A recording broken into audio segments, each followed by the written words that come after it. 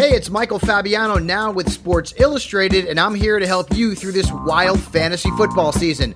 To win in fantasy, you need player rankings you can trust, and ours have received the top 5 accuracy award over the last 3 seasons. Sign up for the all-new SI Fantasy Plus at si.com/fantasy. We even have tools that sync with your leagues and experts who are standing by answering your questions in our premium chat. Sign up for SI Fantasy Plus at si.com/fantasy and win your leagues in 2020. That's si.com/fantasy. Today's podcast is brought to you by Blue Canary. The bird has landed on beautiful Bainbridge Island, conveniently located at 499 Madison Avenue. ASE Master Technician Clint Ramsey brings over 15 years of experience, award-winning diagnostic skill, and a desire to reinvent the automotive repair experience. Schedule an appointment online at bluecanary.biz or call them today at 206-451-4220. I'm Maria Metzler, the Executive Director of Helpline House. The global pandemic has affected us all differently. If you or your neighbors need food assistance, mental health counseling, rental assistance, or Parks and Rec vouchers, please reach out. Helpline House can help in many ways. Find us on the web at helplinehouse.org. It's what we do. Neighbor helping neighbor.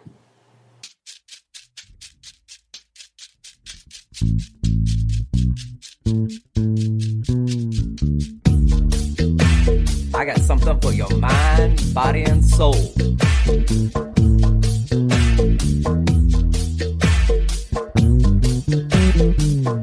I got something for your mind, body, and soul.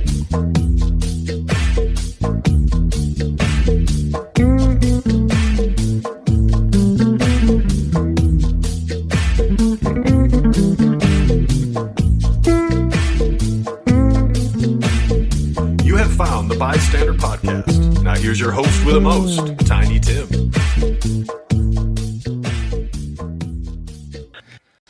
What's good, Podcastville? You found the B.I.STANDER Podcast. Today, my guest is the current mayor of Bainbridge, beautiful Bainbridge Island, Rasham Nassar. How are you? Hello. I'm well, thank you. It's really good to be here. It's kind of fake. We've been talking for 20 minutes off air, and then I come in. How you doing? Hey, you decided that 4 years was not enough, and you wanted to come back for more.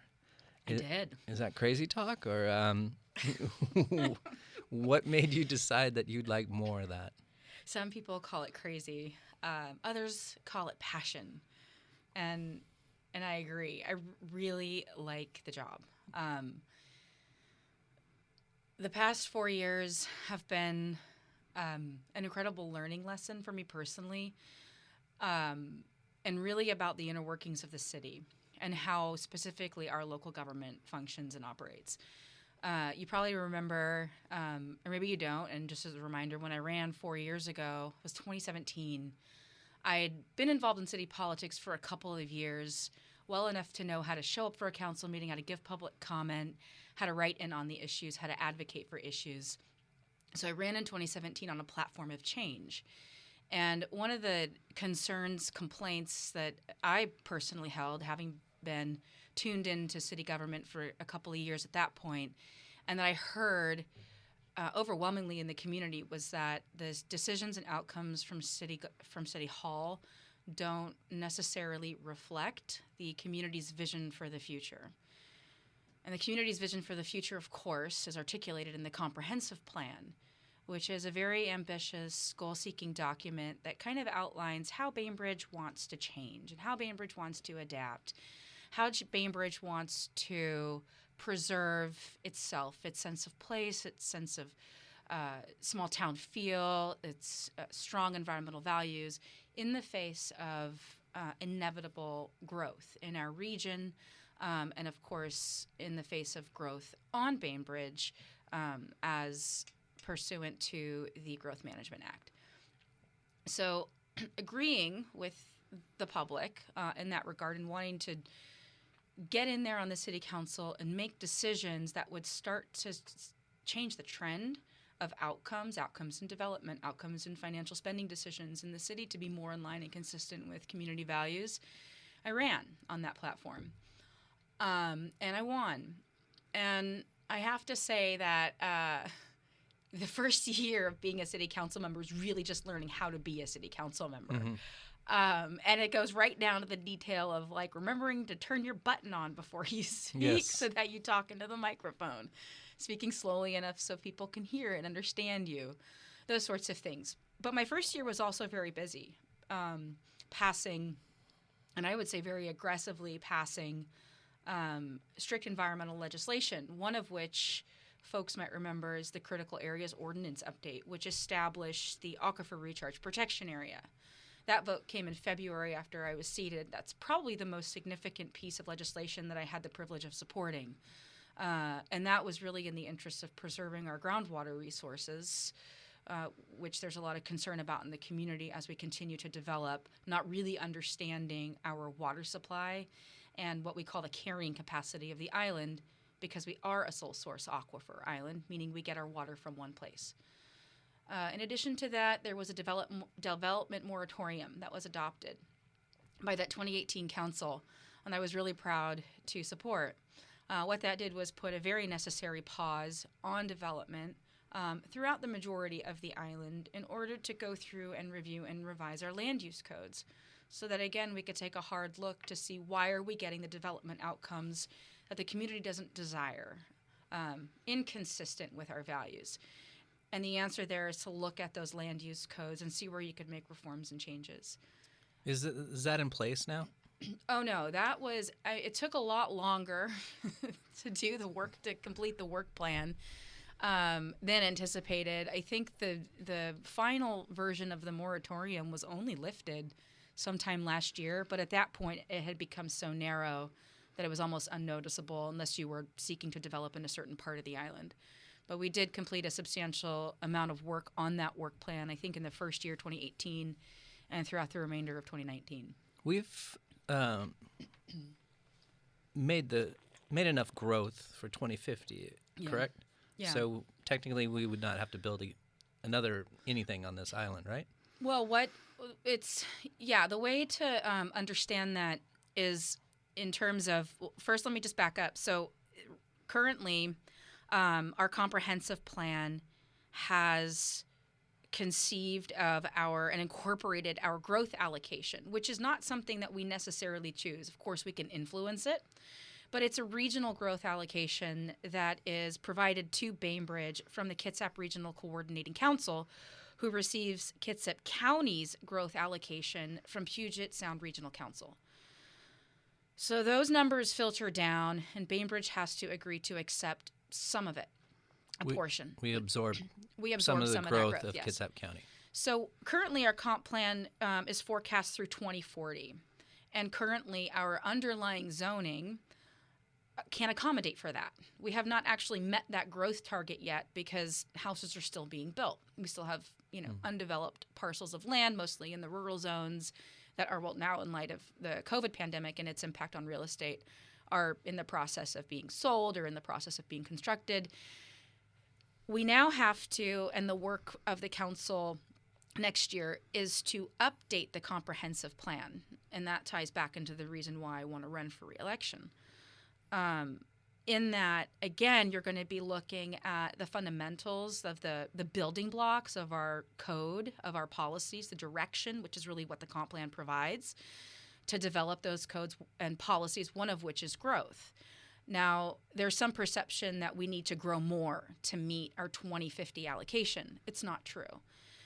Bainbridge Island currently can accommodate for its growth allocation through 2050 without changing anything. In addition to that, those figures, those numbers, don't factor in some of the bonus density programs that we provide here in our code already. For example, the Buildable Lands Report, upon which those figures are based, does not forecast additional dwelling units being constructed in the future and counting those in to our total growth allocation figures. And there's another little nuances and figures like that. So it gets pretty complicated at the granular level, but in the big sense, we're doing fine in terms of growth. And when I say fine, I mean it matches our direction right now is consistent with the direction envisioned by the community. I want to be on the council so I can make sure it stays that way. Would you consider yourself anti-growth? No, I'm not anti-growth. I hear about these polarities all the time, and you get into it too with affordable housing or environmentalist. The idea that you have to be one or the other really defeats the purpose. It just polarizes the community, and then it raises the emotional level of these debates. And then guess what? Nothing happens. No one wins. Smart growth is a term that I like to use when I help people understand kind of my perspective and approach to development. It really is about managing it. It's not about stopping it. We can't stop it. What we can do is manage it. And there are programs and tools that we can adopt that we haven't yet adopted. And I'm sorry to say, in the 4 years I was on the council, we've just now started talking about a transfer of development right program in a really serious way. And if I have time, I could talk about why and talk about delays in city government. These things just take time, and there's a lot of reasons for that. But a lot of these tools and mechanisms that will be effective at managing that growth, offsetting it, for example, from the rural parts of the island into our denser urban area, like Winslow, are being discussed more seriously now at the level of the council. And I think have an opportunity to come forward as priorities when the community and the council start undergoing the comp plan update process. Okay, this may or may not be related, and you may know what's going on or not. We built the sound to Olympics Trail off the ferry to High School Road, and now and the rest of the highway there is deemed a scenic highway.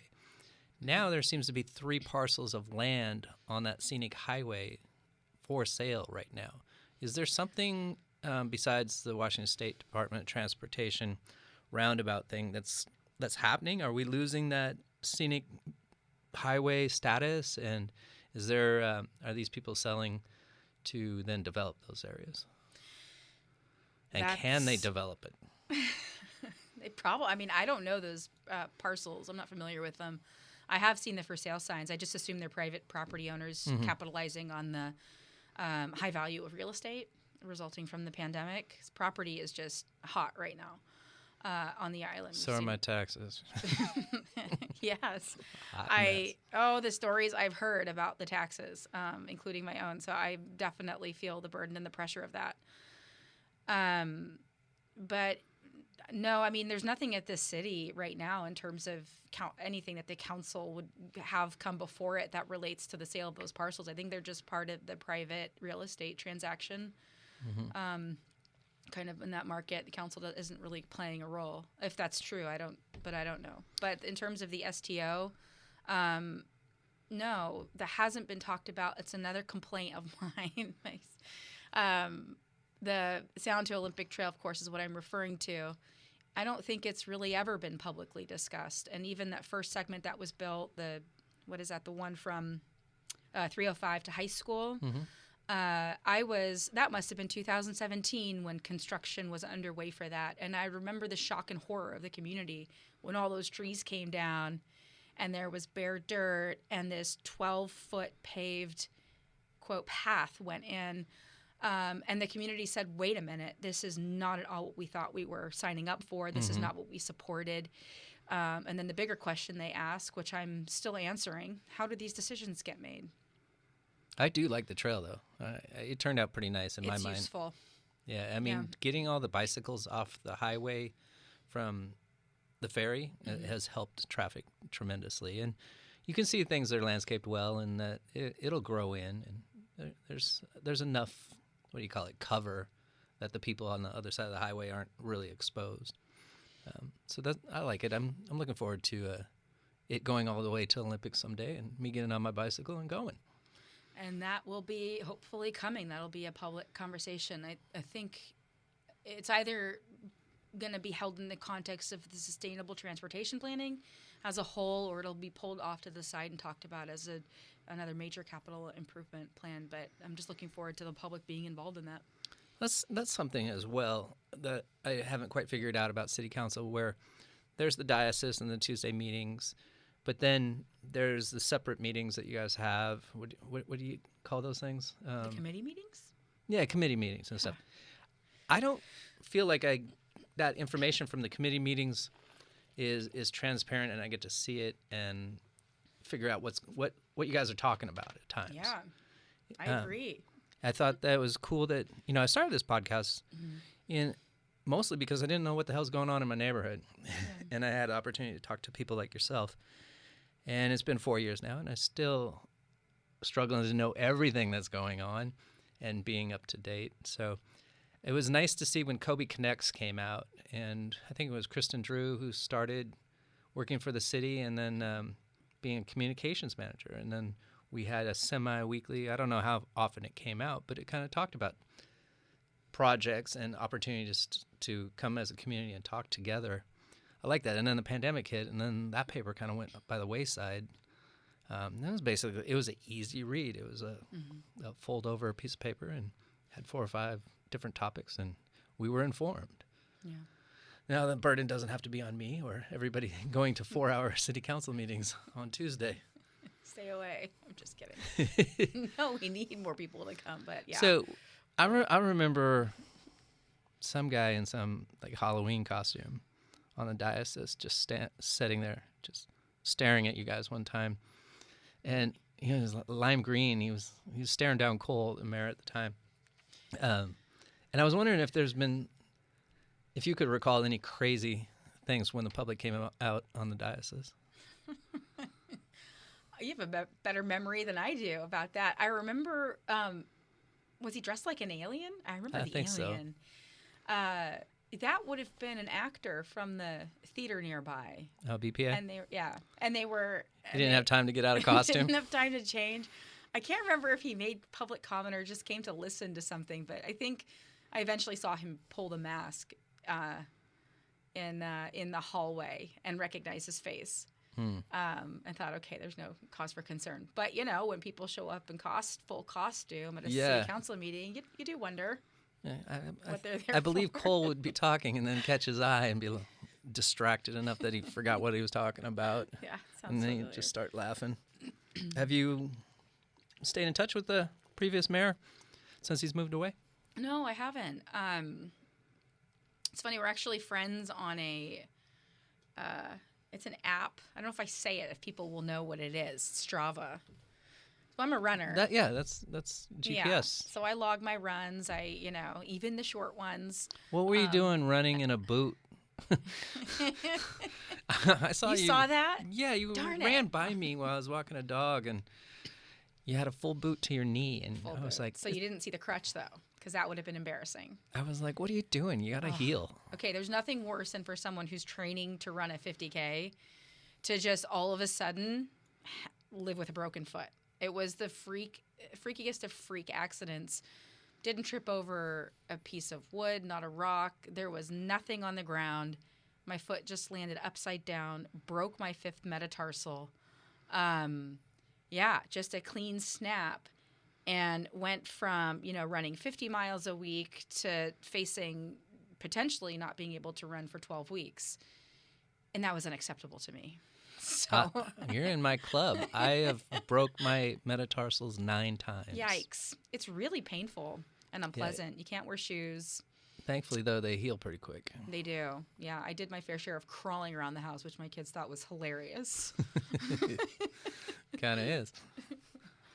What are some of the things that you are proud of accomplishment-wise in the 4 years that you've been on council?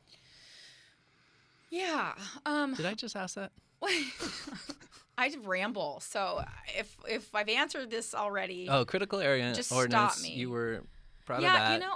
And what else? I got on the council. I was a vote for that. It passed with a 4-3 vote. But I really owe a lot of the work on the critical areas ordinance to the council members that came before me. Specifically, the former Mayor Medina had a really heavy hand in helping draft that legislation. Other council members, too, were definitely more involved. That did not just come up one time in February and then it passed. It was years of work in the making. So I just happened to be on the council and was fortunate enough to be able to support that. Moratorium, really proud of that. One of the reasons is I think most of us probably aware of the developments going in on Madison currently, and they're townhomes, and they're being built by an out-of-state developer more than likely, similar to the ones on Weaver that were built. What we call these big box McMansion, I think. McMansions, yes. Yeah, is the name. So that was really the inspiration for the moratorium, more developments like those. The McMansions made the New York Times? They did. Yeah. Jim, there's a gentleman in the community that's been really consistent in his vocal opposition to those kinds of developments, those ones in specific. Funny, I named the trail that goes behind... I probably shouldn't say this. But No, I know the trail. I walk it every morning. So it's on nice. Strava, it's called McMansion Trail, and maybe I know the person that named it. And then you go through the Bethany Lutheran Trail it is nice. there. The connectivity, especially in the central part of the island, is getting a lot better. Oh, the trail's all over. The new pond behind the gas station that I never knew was there. And, with the new trail development that Parks is doing. Yeah, it's Sakai. Yeah. Sakai Pond, is that what they call that? I haven't been back there yet. You Looking should. forward to it. It's not quite complete, but... Still traversable. Very good word, yes. Right. Is it a word? Yes. Last time I did this, somebody told me I used a word that wasn't a word. As long as you don't say bigly. I'll try to avoid that one. But accomplishments. Hold on. Oh, I want to okay. get back to the Madison development. Yeah. The hotel. Mike Burns, the developer. Did Mike get his money back?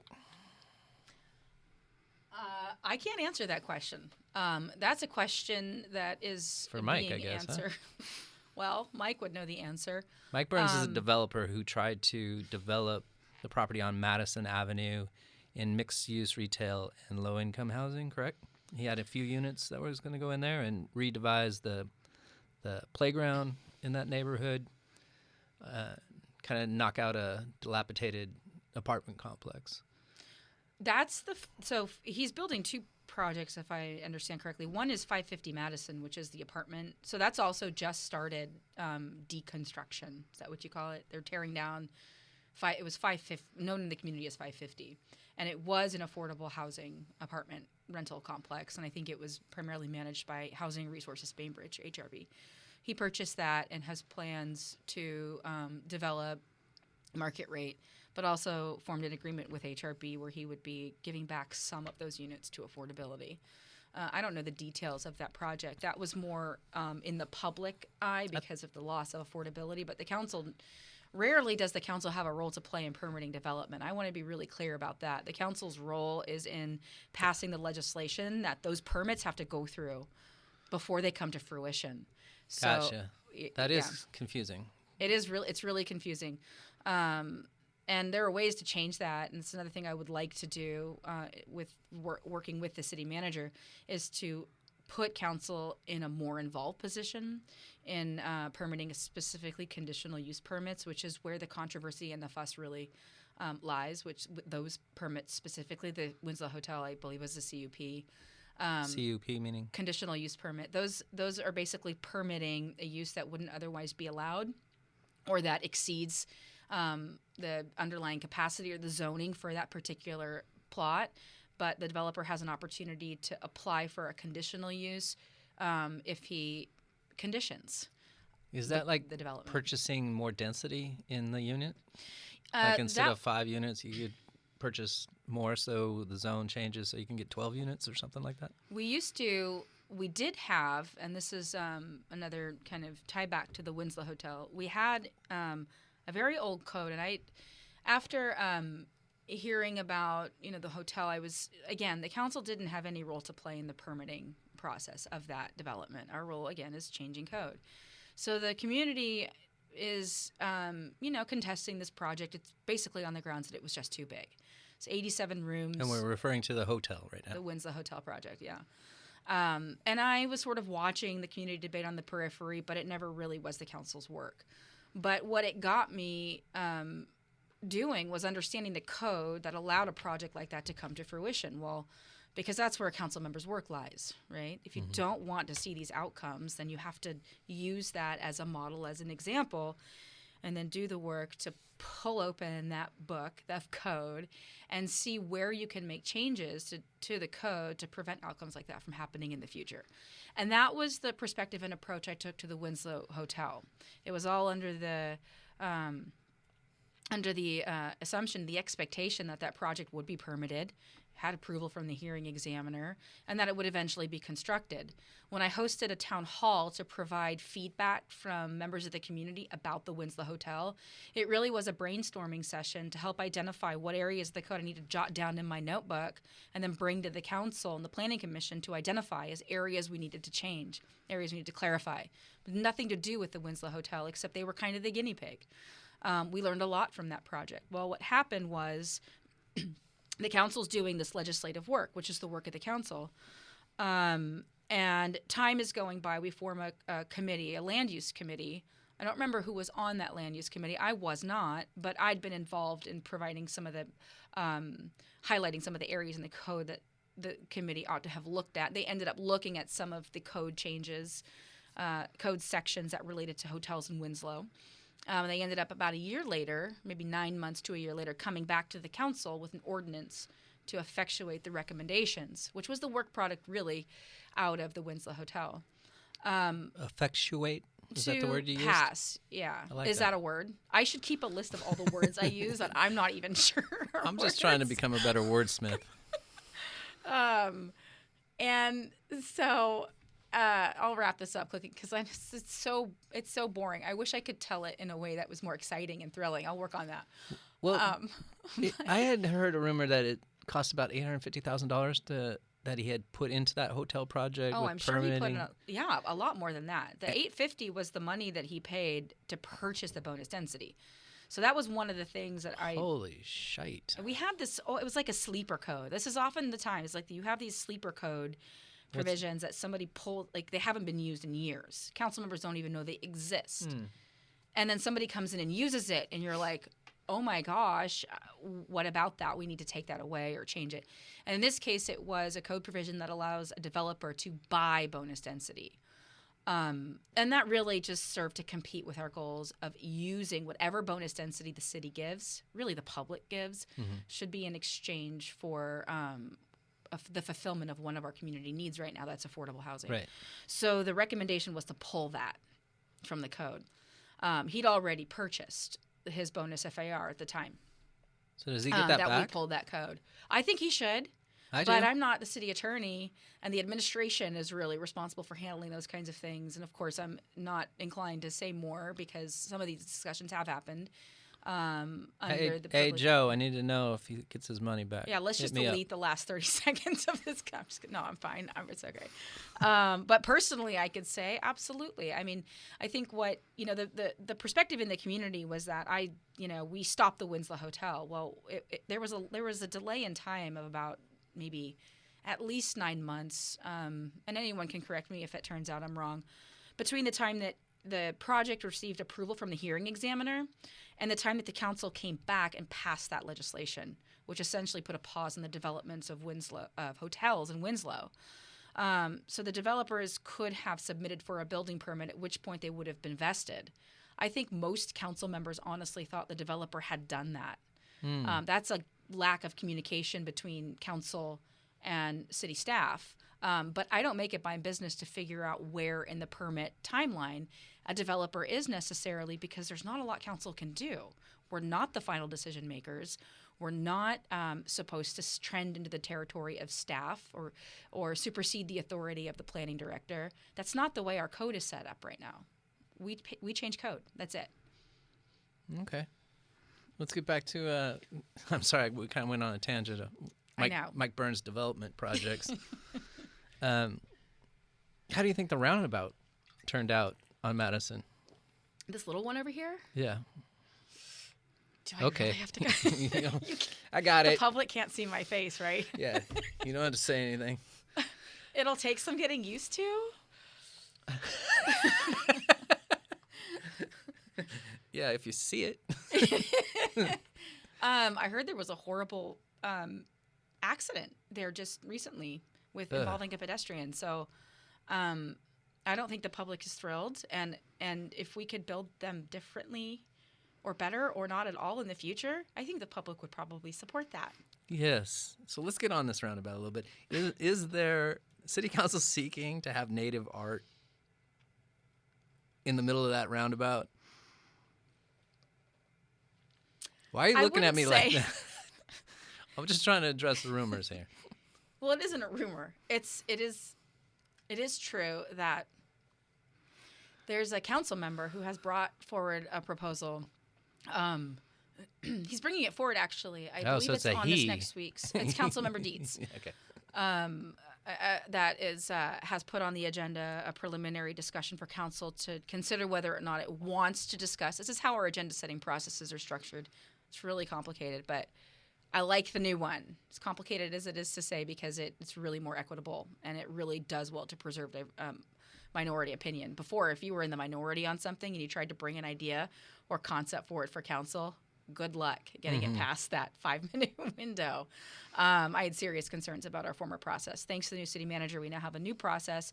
And through this process, Councilmember Dietz is asking the council to consider, I don't really know what our role would be, but something to do with placing art in the roundabout, the one that 305 is building. WSDOT. On 305. On 305. So not the Madison roundabout. No, this is the one on 305. And the one on Madison, to let everybody know, or at least this is my conclusion, is that way the 18-wheeler trucks that are bringing the supplies into town can just drive over that roundabout, and that's why it's not more visible per se. And I think the first thing, it wasn't reflective when it was first made and finished, and I like that they went back and painted some yellow lines and such. But good. It's I think we'll get used to it, just like the one by the library, by the high school. Unfortunately, a lot of people can't see through the vegetation in the middle of the roundabout. Yeah. And that seems to be a problem for people. In my mind, and there's been a few accidents there. My friend Jamie got hit by a car there. Broke her arm, I believe it was. In the roundabout? Yeah. Wow. At the high school. And some dude from San Carlos was coming up there, and they told him not to drive home. And he was a drunk driver, and yikes. he made it about 2 blocks and So hit 2 sorry to hear that. pedestrians. And Oh my gosh. went to jail. Don't drink and drive, kids. What was I saying about that? Oh, so what I like about the vegetation there, it should be a strong indicator to slow the hell down. You know, like you can't see fully around the roundabout. Right. So does it subconsciously make us drive slower? Yeah. I'm sure some engineer somewhere has an answer for that. I have to imagine that it probably does. There's all sorts of tricks that I've heard from the engineering department that are, considered when they're,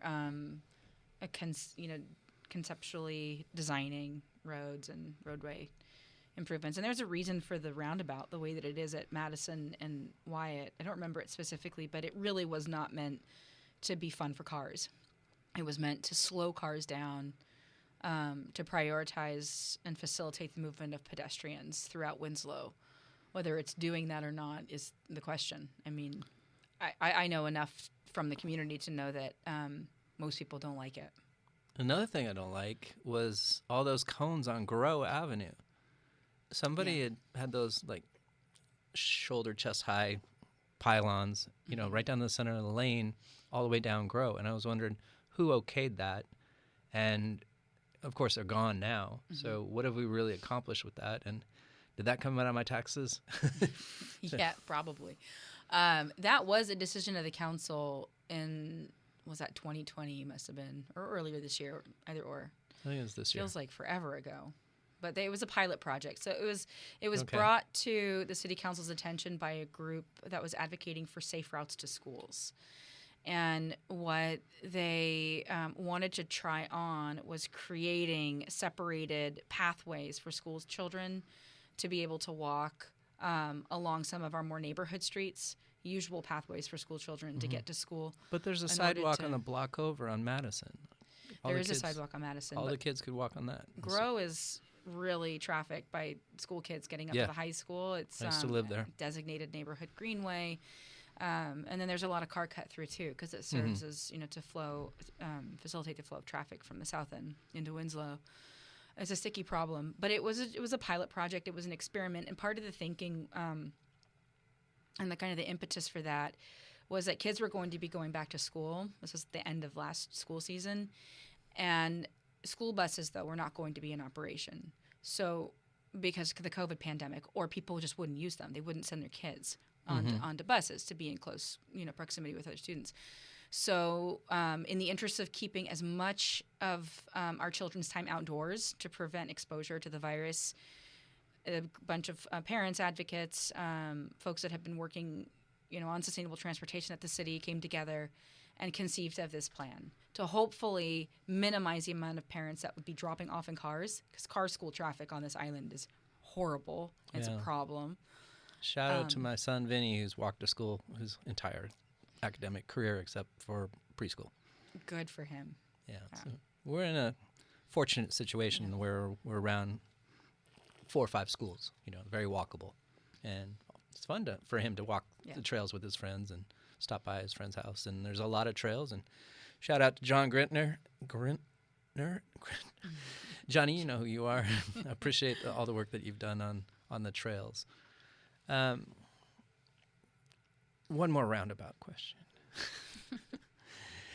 It looks like there's not really a sewer on Day Road there by the veterinarian spot. There's huge meadow by the land trust there, and looks like Day Road, which would, in my mind, if there was a roundabout there, everybody could go to the south end of the island, and the people coming off island that go into the industrial parks on Day Road, a roundabout may be beneficial there. But apparently it's further north. What, why, where, who, what's going on? These are all decisions of WSDOT. So this is our Washington State Department of Transportation. This is their jurisdiction. They own the highway. They own the right-of-way on the sides of the highway to a certain point. These are their projects. And while they've done really well to solicit feedback from community members and even from council, we've had several touch-ins with WSDOT on this project since my time on the council. So we've gotten an opportunity to kind of stay in touch with their planning, but it's more or less as if we're just learning about what it is that they're doing. We don't have any jurisdictional authority over them. We don't. The council doesn't get to make any decisions. Can you tell me exactly where the location of this proposed roundabout is going to be on the highway? It's right at the northernmost point of the island, around the Adiswell area. So it's almost right before you exit the island onto the Agate Pass Bridge, and if folks are wondering what to look forward to, what does that do? I mean, if Adiswell is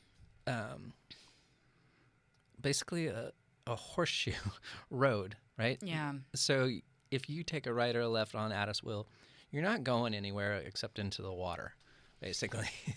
And then on the other side from Adiswell, there's not like a straight crisscross of roads on the opposite side. So is the roundabout there just to slow us all down?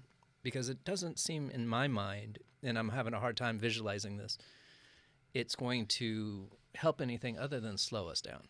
And it's already, sorry, I thought I was done.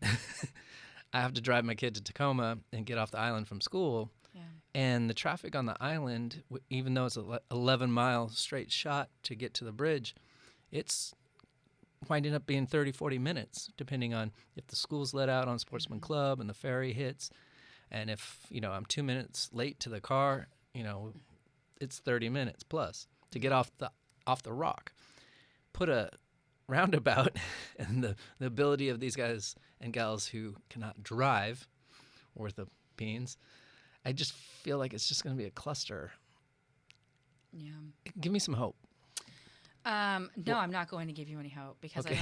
I don't believe in this roundabout. I never supported it, but again, It's not our opportunity. This is Washington State Department of Transportation. If I wasn't on the council, I might have chosen that as a project to advocate, as a member of the community against. And I think maybe I wasn't didn't take such a strong position before I saw the construction at the one in Poulsbo. The amount of land that these roundabouts, these large-scale highway roundabouts consume are substantial.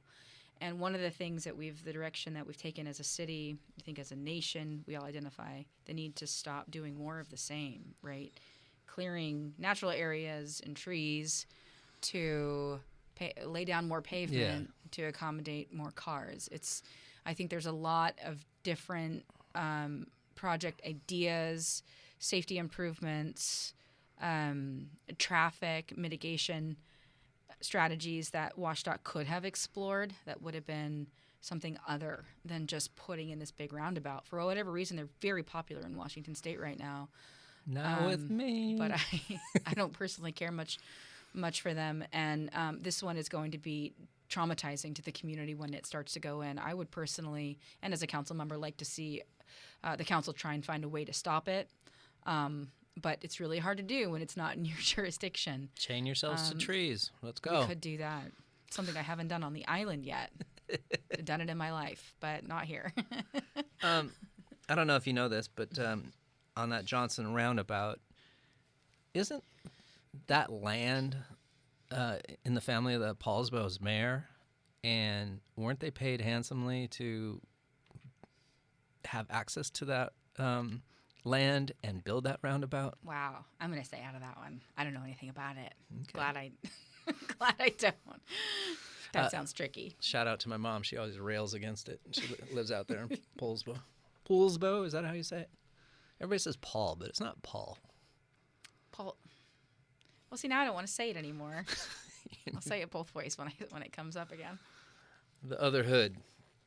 All right. So, yeah, let's start going forward. What are you going to do once you become reelected? What are some of your goals, plans, projects? What do you want to see happen in the next 4 years?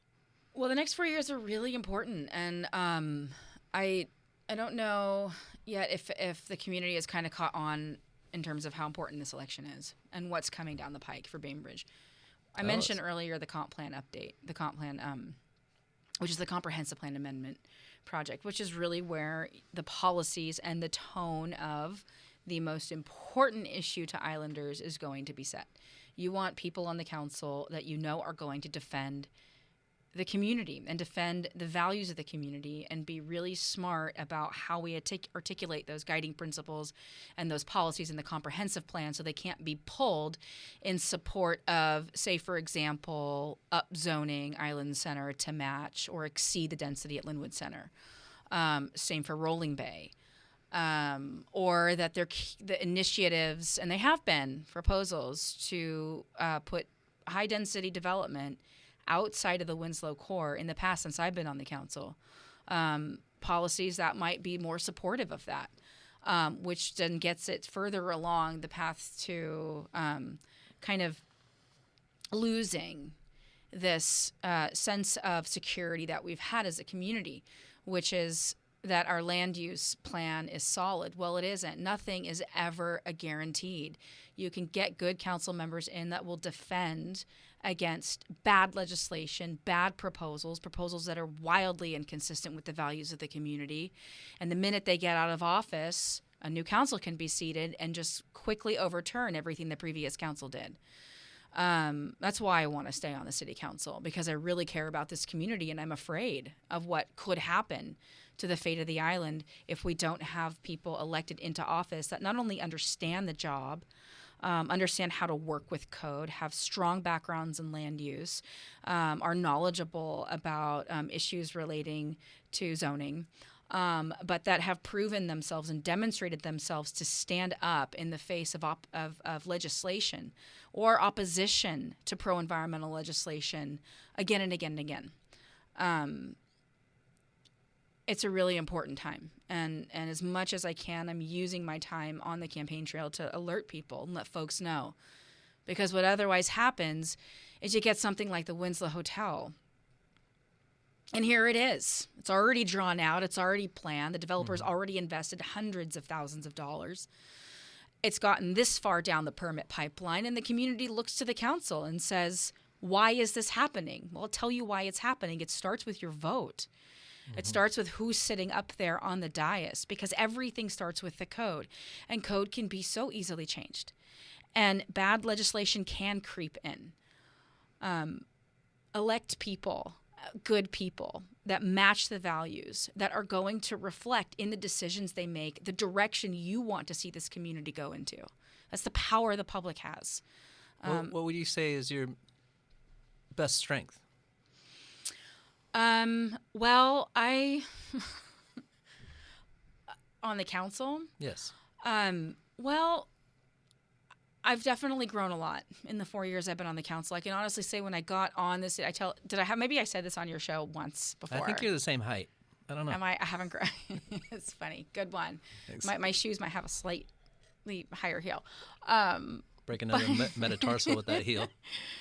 No, when I was running, I was all about passion and advocacy. I'm a girl from Berkeley. I grew up in Oakland. I spent, my 20s on Telegraph, and even in high school, we'd go, roam around UC Berkeley campus and cruise the BART.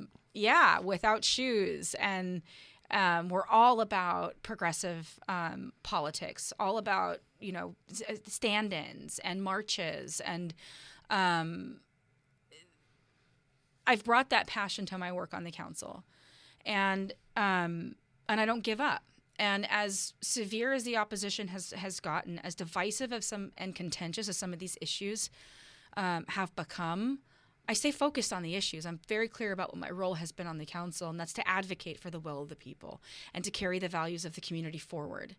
And if I'm overcome, if we lose a vote, if the council sends me a way to work harder and redevelop the proposal to something more so that they can consider it, again, I do that.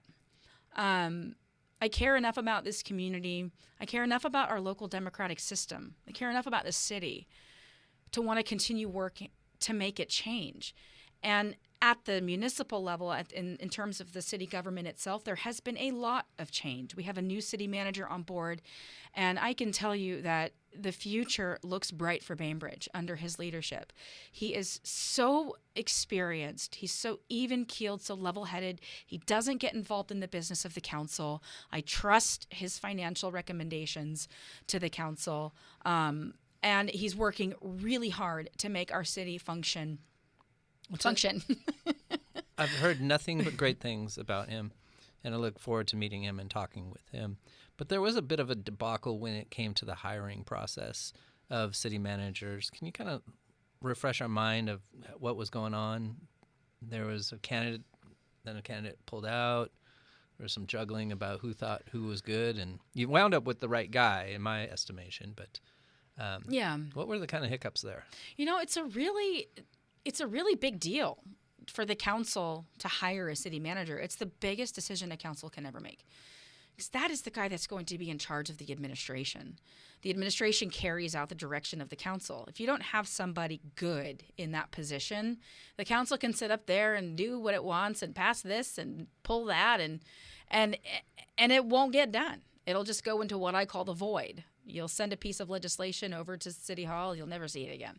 Or ideas that were worked on will just suddenly disappear, and you have to go back and look for them again. Blair isn't that city manager. And in terms of hiring, I think the city council and the public was coming out of a really long period of mistrust of the administration. There are some members of the council, including myself, that were really skeptical about some of the decisions that the city had made. And even just the way the city relates to its constituents, the fact that you have citizens filing lawsuits against development that the city permitted, it screams to me of there's something there. There's something not being communicated. There's some gap, because the city should work for the people. That's its function. So here you are hiring the most important position at the city. It's a decision the council gets to make once every 5 years. Everybody has their guy. You like this candidate for some reasons. You don't like them for others. I think what put some members of the public off about the candidate that we hired, Mr. King, was that there were salacious news articles that were pulled about related to his former role in some cities that he served, that related to development, and that implied that he'd worked in his capacity as city manager to invite big box retail stores, commercial development, large downtown condominium developments in some of the cities where he worked. And one of the things that showed me that Blair was a city manager for our city was hearing his response. His level of professionalism, I think, far exceeds any city manager that we've ever had at the city. He took the time to actually schedule a town hall with the public, and I had the privilege of facilitating that town hall.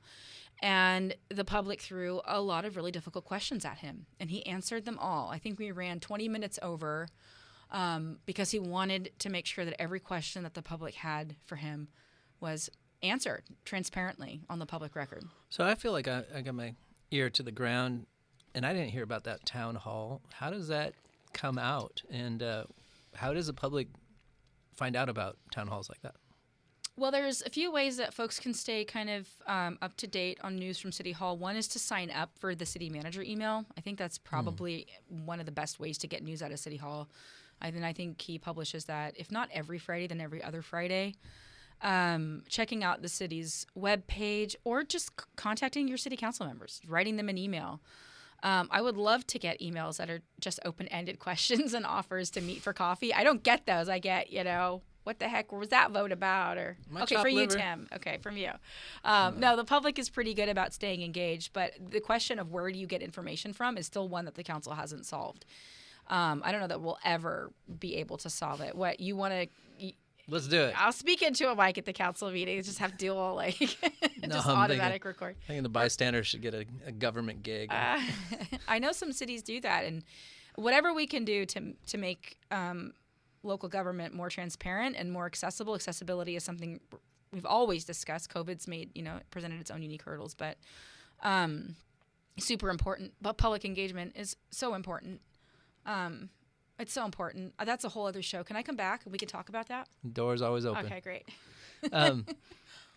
You were on council when this happened, when I don't know about but you bought property for the police station, and we retrofitted the 3 fire stations. And it seems like the 3 state-of-the-art fire stations, I believe they ran about $18 million to get them all refurbished, and then the cop station is already scheduled to be about $20 million to build. Yeah. Outside looking in, and I know I haven't talked to you about this, it seems like you're railing against government spending and that police station. Yeah. What is the solution?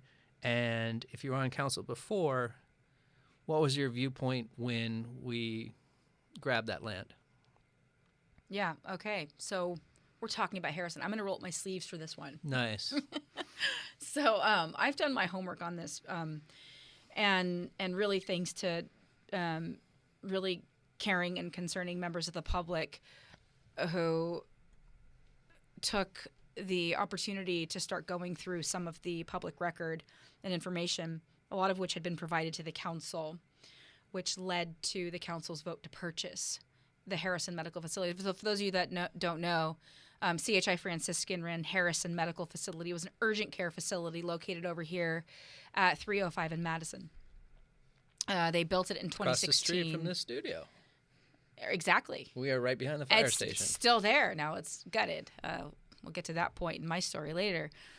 But they built, I think it came to complete construction in 2016 as Harrison Medical Facility. By 2019, 2020, when did I take my seat on council? No, by 2018. It must have been built before then. Every time I tell the story, I'm like, that can't be true, but then it is, which makes it even more horrible.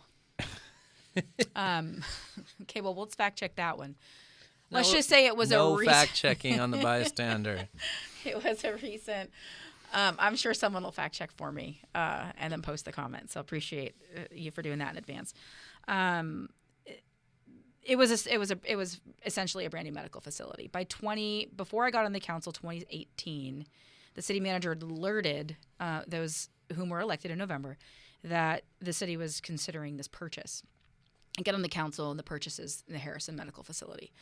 And my eyebrows go up. I'm like, why? This just, having worked in real estate appraisal, understanding land use, understanding the real estate market and the industry, I know enough to know that if you're looking for what is essentially office space as a building to occupy as a police court facility, you don't buy a medical building, because a medical building is built to medical standards. It has a whole bunch of stuff in it, stuff that you can see, a lot of plumbing, excessive plumbing.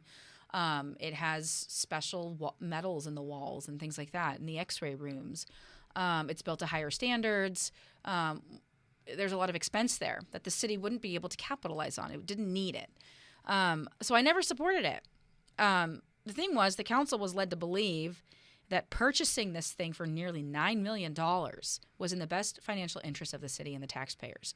And one of the reasons that they were able to say that was because they kind of confronted the council and said, well, look around. There's no other cheaper alternative.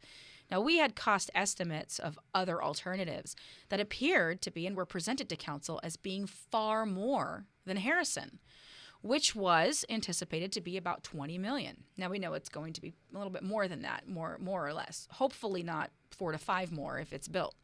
But that's what architects are anticipating. Look at me knowing my numbers. I wish I brought my folder.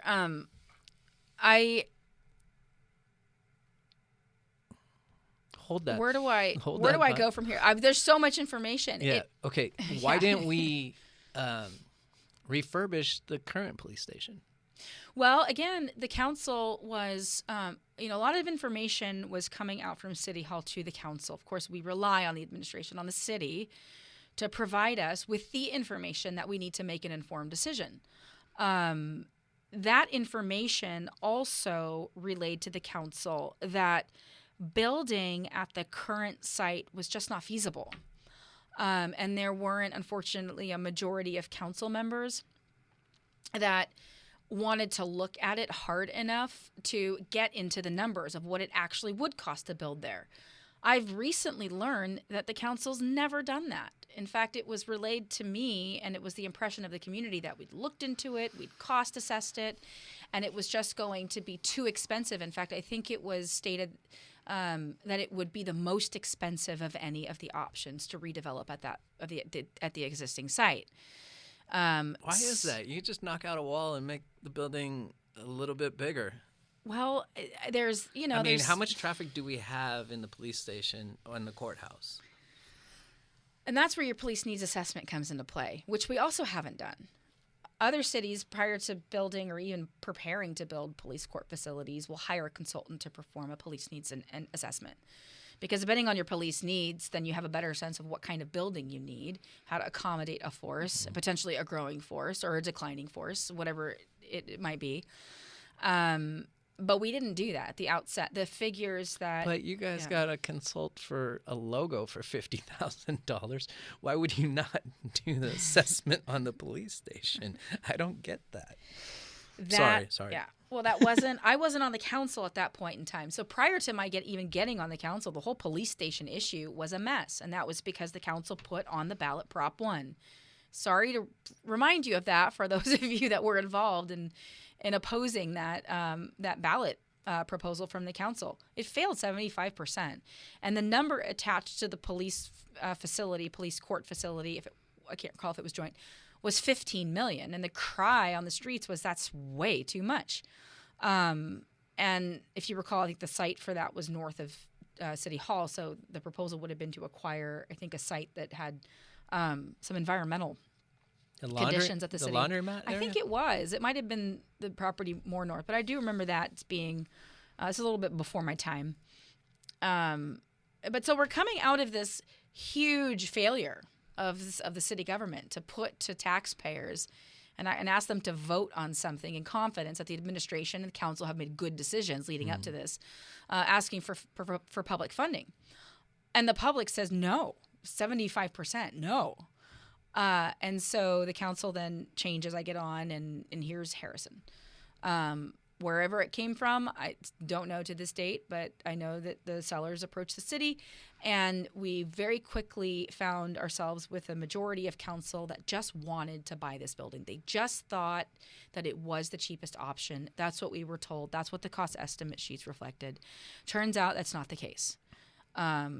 Moreover, and sorry to interject here, but there's 7 people on council. So the majority of city council would be 4 people. That's right. Making the decision on that big of a project. Is that fair to us as voters? No, it's not. And one of the things I talked about in kind of offloading this burden that, me and members of the public and other council members have shared with regard to this purchase, because it is without a doubt the biggest waste of taxpayer dollars that our city has ever made. And I want members of the public to really understand that. It's not good. It wasn't a good decision. I don't think current members of our city administration believe it was a good decision, but we made it. We own that building now. The question is, what do we do next? And then again, you have different opinions on the council. The first thing I talked to the city manager about was, I think before he even got on, we'd have a weekly conversation, sort of get to know you kind of thing, is it fair that a nearly $9 million spending decision, now it ended up being more than that, because where the public would have gotten a vote to spend in 2016 or 2015 on Prop 1, what the council did, knowing that the last time they took this to the public for a vote, it failed, the public said no, they issued council-manic bonds, which meant bonds that were approved by a vote of the council. In my opinion, that's just a circumvention of the taxpayers. Yeah. It's a way to not invite you to the table. It's a way to not hear public input in opposition of this project. It's as simple as a council vote. So when we took out that bond, which is money we used to purchase Harrison, we also adopted a $3 million interest burden on that bond, which means we're $11 million in the hole for the purchase of that building. Not a good deal. No, especially if we got 3 fire stations for less than that, and we haven't even broke ground on the police station. It's not a good deal. It's really unfortunate. It makes me really sad for Bainbridge, and because being on the city council, I have been involved in arguments over $10,000 or $12,000 or $20,000 to a very worthy organization. I have been on councils that have said, we can't give you $60,000, we might be able to give you $30,000, to a very worthy organization actually helping people. And here is $9 million plus that just walked out the door. And I don't know how to be okay with that. That's why I'm running for city council. That's why I've been pushing this. The city manager says, council says, there's no use in rehashing how we got here. We just need to know how to go forward. I agree we need to look at what we do from here. We need to start making smart financial decisions from here on out, absolutely. But if we don't go back in time and understand how this happened, that means it could happen again. We have to take the time to learn from our mistakes if we want to be better and not make the same mistakes again. We should never make a mistake like this again because it hurt people. I'm all for selling it back to a hospital group that's non-religious based. There's only like 12% of the hospitals in America now are not religious based, and kind of scares me if there's an oath to Jesus over the Hippocratic oath of doctors, and that's a concern in the back of my mind. Let's sell it back to another hospital. I mean, we just lost Swedish recently. Healthcare on this island is very minimal. You got one spot to go to, right? Yeah, and that's another unfortunate, aspect of the whole Harrison debacle is we probably could have used that building as a medical facility. The community could have. Yeah. We're looking at right now, even if we were to build out Harrison as police court, we won't have an emergency operations center, a place for our emergency operations coordinator or manager to operate from. And then we're starting as a community, as a world, to change and shift a little bit, prioritize healthcare for people and accessible healthcare, access to testing. And, that building really could have been useful to the community. Of course, at the time that we purchased it, no one could have seen COVID coming. But it is an interesting thought that, hey, maybe it could be repurposed for that. Okay. Yeah. Yeah, I think it'd be nice if we had, the courthouse is in Rolling Bay area, and that's kind of a density area of shops and such. And if we could have maybe bought that courthouse and rebuilt that, maybe that would have been a cheaper area for the police station.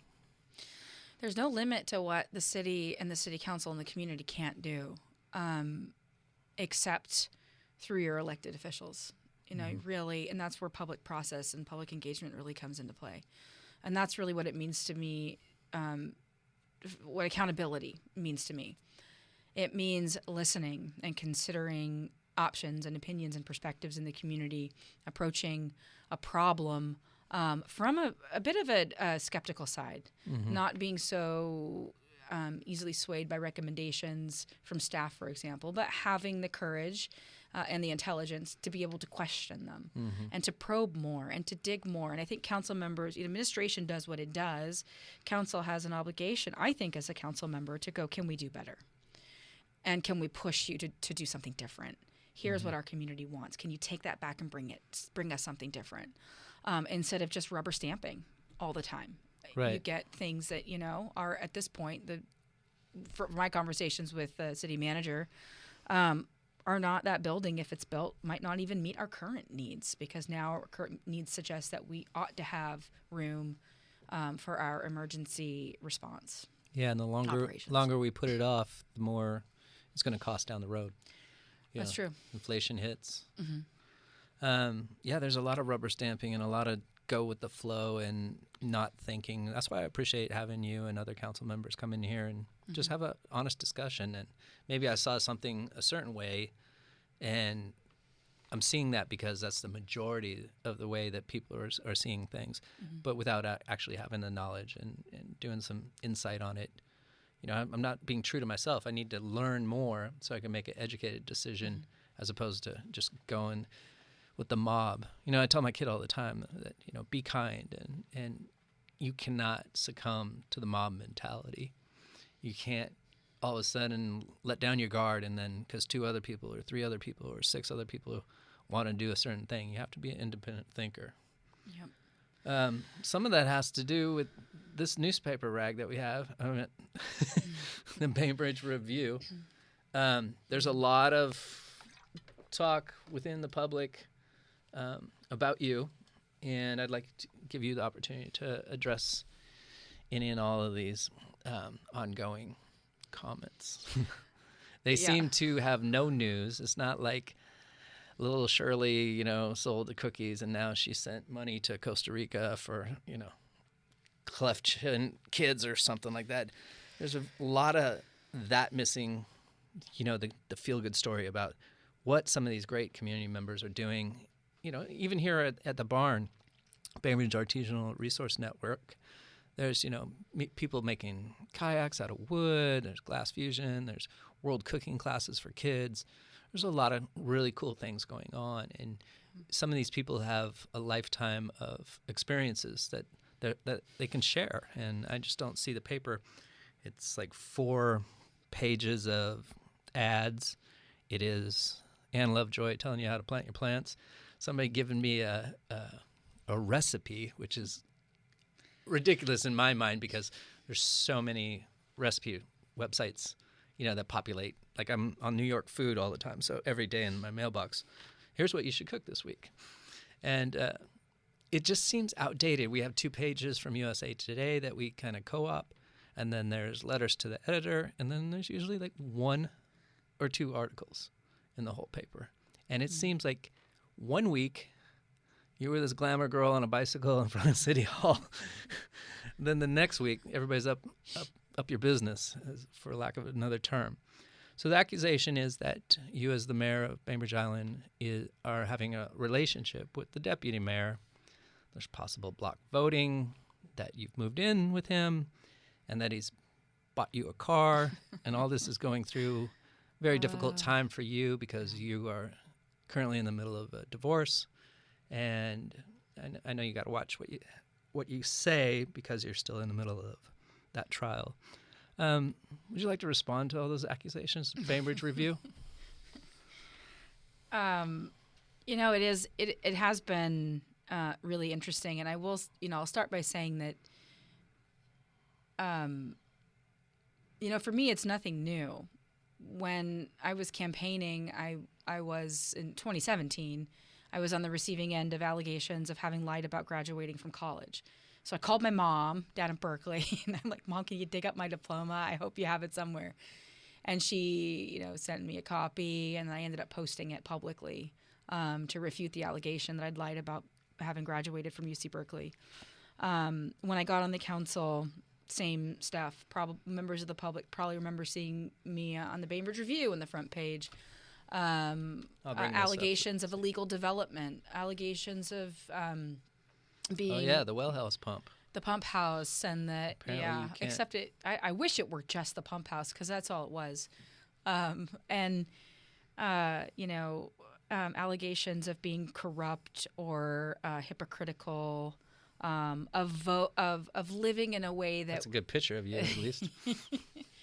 I took that picture after my first day of criminal law. Nice. Yeah, I was feeling pretty good about having finally made it to law school. Anyway, I don't want to derail you. Anyways, no, I'm really happy for the opportunity to speak to this, because I took a different approach at the time that these allegations were arising, when they were arising in 2019, and that approach was just to stay focused on my job and to protect the interests of my family, and really my 2 small kids, who were very small at the time. I think I had a baby, 2018. Yep. And Avi is just 21 months ahead. So I was really focused on parenting, being involved in their school life, and also focused on the issues. I wasn't going to let any amount of opposition deter me from doing what I needed to do, from doing what I was elected to do.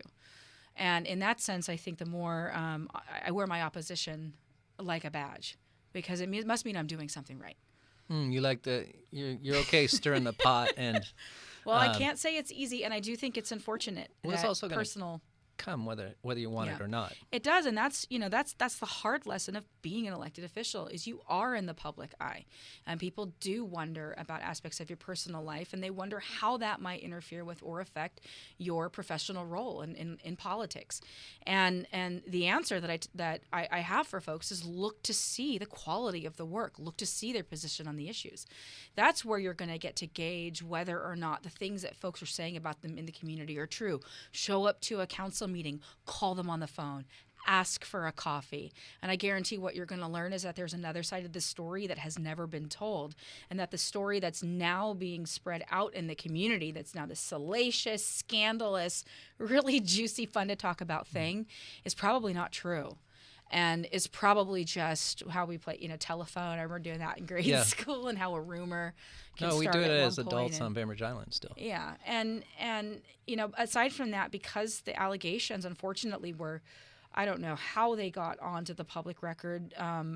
They did, and I'm going through divorce. I think most of the community is aware of that now, and unfortunately, it's contentious. Anything I say related to the divorce becomes part of the divorce court record. I think we have enough attorneys on this island and enough folks that have been through divorce themselves that probably understand that. And I just ask the public to, for their respect and privacy. I have 2 small children that are, in the middle of this difficult time in our lives. In terms of my work on the council, my desire to continue my work on the council hasn't slowed me down. In fact, it's compelled me even more, because one of the issues that I've long since been aware of in city government is the treatment of council members, certain council members in our community, by other council members, by mechanisms that we have in place at the city to further these allegations that really relate to a person's character and conduct, have nothing to do with their capacity or their ability to do their jobs. It's really wrong. And I realize just how harmful it's been. It's been personally a challenge, of course. But the damage it's done in the community, the perceptions that have been formed, are really hard to break. The fear that it's kind of spread too. But before I put my name in the hat to run for a second term, I picked up the phone and I called people that I thought would be interested in the role, that would be interested in me helping them to develop them into a leader, teaching them the job. And everybody told me the same thing. No way. Being on that city council is professional suicide. I don't want to go through what you went through. I don't want articles printed in the paper about my personal life. I'm not perfect. I have ghosts in my closet. I'm human. And that's a problem for me. because that is a direct attack against our democracy. If we have structured our government, if we have embraced, and whether or not actively or implicitly by virtue of our inability to stand up to these kinds of things, the effectiveness of these political strategies, then we're losing our democracy because we're scaring people away. And it isn't the first time I've heard that. I've invited people to come speak on give public comment in support of race equity initiatives. No. I don't want my name on the public record because I know what happens when you get on the public record in this community. You then become a target for attack. I don't want to be attacked. And that really hurts. That really hurts because we are a community so much better than that. Progressive democratic ideals. We care about each other. You go out there on the street, I guarantee you, if I needed anything from the first person I saw cross me on the sidewalk, he or she would give it to me as I would do the same. So why? Why this? What is the purpose? Is it really just power, politics, and control? Whatever it is, I want to serve another 4 years so I can work to change it. Because everybody has a voice. Everybody deserves to be heard. I don't care how you've lived, what your preferences are. I don't care what bad has happened to you in your life. You have a voice and you deserve to be heard. And nobody has the right to take that away from you. Rasham Nassar, Bainbridge Island Mayor, running again for City Council. Is there a website or anything that people can learn more about you? Reelectrasham.com is my website. You can find my phone number, email address, reelectrasham@gmail.com. Feel free to shoot me an email. Phone number will bounce back on the email response thanking you for your email. Feel free to give me a call, shoot me a text. It's my personal line on there, but it's all campaign related, so it's off the public record for your information as well. Would love to hear from you. Super excited to get out there and meet all you beautiful folks and passionate people on this island and really work hopefully for another 4 terms, for another 4 years, to protect the things that we love. Okay. Thanks for coming into the Bystander today in Studio 15. I know that was a difficult way to end, but I appreciate you addressing it. And people out there in Podcastville, please support the show on Patreon. And you can also click in the links of the story below and buy some mud water and support the Bystander. You've been listening to Rasham Nassar and Timothy Self on the Bystander. Be kind.